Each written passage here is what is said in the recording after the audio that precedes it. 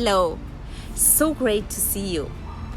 If you are a manager, do you ever think it is part of your responsibility to motivate your team members? Here are the great news.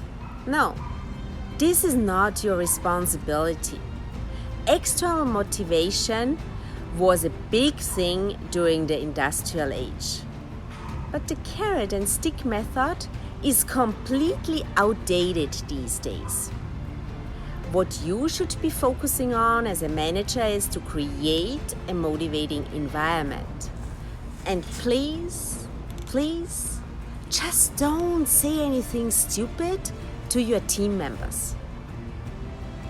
One of the most demotivating phrases I know is "make it happen," and I tell you why. Many managers use this phrase in combination with unrealistic timelines, sometimes no available material, and the worst part, with no support from their end, which translates directly to "I have no clue how to make it happen, but you go and make it happen." Sometimes it's just better to think what you should stop doing rather than what you should start doing.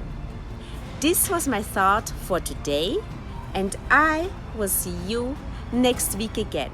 Until then, be happy, be healthy, and be at your best.